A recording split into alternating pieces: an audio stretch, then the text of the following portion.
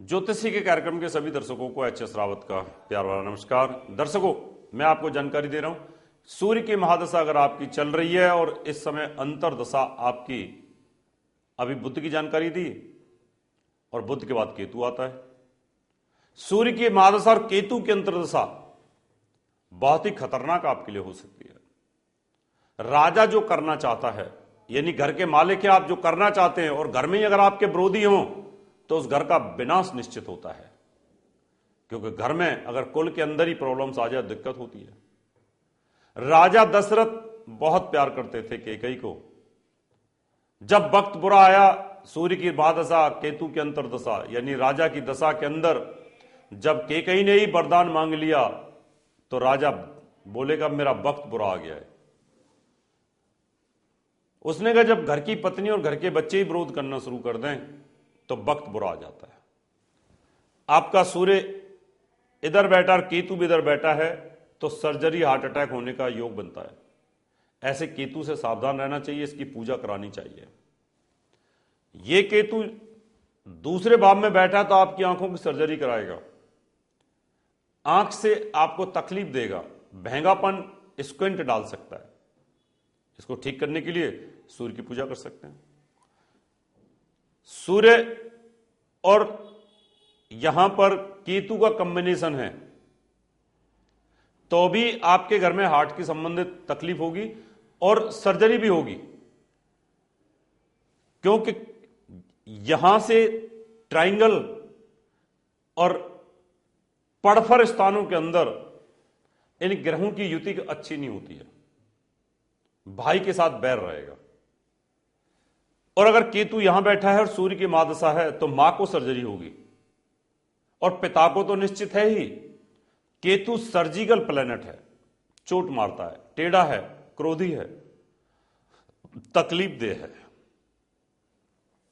अब यहां मां को बचाना है तो माणिक पहनो, केतु के मंत्रों का जाप करें। जितनी देर सूर्य की महादशा रहेगी, जितनी देर अंतरदशा में केतु चलेगा, उतनी देर आपको तकलीफ रहेगी। यहां पर केतु बैठा हुआ है तो एवर्सन का कारक है, ऑपरेशन से बच्चे पैदा होने देता है। लव में झगड़ा रहता है, प्यार मोहब्बत नहीं हो पाती है। हां, अगर आप हायर सर्जरी करना चाहते हैं, हायर सर्जरी के कोर्स करना चाहते हैं, सर्जन है तो उसके लिए बहुत अच्छा है। केतु आपका छठे भाव में बैठा है, दुर्घटना निश्चित होगी। सूर्य की महादशा है, केतु की अंतरदशा है, दुर्घटना होना, मुकदमा होना योग बनता है। अगर आपके ऊपर ऐसी सिचुएशन है तो आप इनके मंत्रों का जाप करा सकते हैं। आपका केतु वृश्चिक राशि में सप्तम भाव में बैठा हुआ है और सूर्य की महादशा है, केतु की अंतरदशा है, तो यहां पत्नी का वियोग, पत्नी की मृत्यु, पति की मृत्यु दुर्घटना में हो सकती है। साथ में सूर्य भी बैठा हो तो पिता के लिए यही योग बहुत तकलीफदेह होगा और साथ में तलाक भी हो सकता है पत्नी के साथ। अष्टम भाव में बैठा हुआ केतु बवासीर की बीमारी देता है, पाइल्स की बीमारी देता है, दांतों की तकलीफ देता है, आंखों की तकलीफ देता है, चोट एक्सीडेंट से मृत्यु का योग बना देता है। सूर्य की महादशा चालू हो और सूर्य आपका छठे भाव में बैठा हो और केतु भी अष्टम में बैठा हुआ हो और सूर्य की महादशा में केतु की अंतरदशा चालू हो, बहुत ही क्रिटिकल योग होता है। इस योग में मृत्यु तुल्य कष्ट हो जाती है। कितने लोगों को हम पहले से एडवांस में बताते हैं तुम्हारी आयु को यहां पर खतरा है, तुम्हें यहां दुर्घटना का शिकार होना पड़ेगा, ऐसा हो जाता है। लोग मानते नहीं है, ज्योतिष के ऊपर बिलीव नहीं करते, लेकिन अब करने लगे हैं। आपका केतु भाग्यस्थान पर बैठा है शनि के घर में। आप बहुत ज्यादा आस्तिक नहीं रहेंगे, भगवान में आपकी आस्था कम रहेगी, पिता के साथ आपका बैर रहेगा, पिता के साथ आपकी दुश्मनी रहेगी, अनायास एक दूसरे में समन्वय नहीं रहेगा। सूर्य की महादशा है, सूर्य पिता का कारक है, केतु शनि के घर में बैठा है। शनि और सूर्य पिता पुत्र माने गए हैं, लेकिन एक दूसरे के बहुत विरोधी हैं, क्योंकि दोनों के विचार खराब हैं। पिता तो राजा अग्रसेन भी थे और कंस था उनका बेटा, प्रहलाद और हिरण्याकश्यप। अब ऐसी सिचुएशन के अंदर दुश्मनी हो जाती है पिता पुत्र की के विचारों को लेकर के। शनि के विचार अलग हैं, सूर्य के अलग हैं। यहां पर केतु बैठा हुआ है, आदमी क्रोधी रहता है, वॉयलेंट नेचर रहती है, किसी के अंडर काम नहीं करता, दब के काम नहीं करता, वो उसकी नेचर ऐसी होती है। अगर आपका केतु इधर बैठा हुआ है तो आपको लाभ मिलेगा, लेकिन ध्यान रखें 11वें भाव में केतु बैठ करके पितृदोष बनाता है, यहां राहु आने के कारण। इस पितृदोष के कारण संतान कष्ट होता है, रुकावटें और बाधाएं आती हैं, मैरिज लाइफ को डिस्टर्ब करता है, भाई बहनों से संबंध तोड़ देता है। यही केतु अगर आपका 12वें भाव में बैठा है मेष राशि के अंदर तो मोक्ष बना देता है, लेकिन आंखों में तकलीफ देता है, सिर में भयंकर चोट लगेगी आपको, क्योंकि 1 नंबर की राशि केतु के द्वारा पीड़ित है।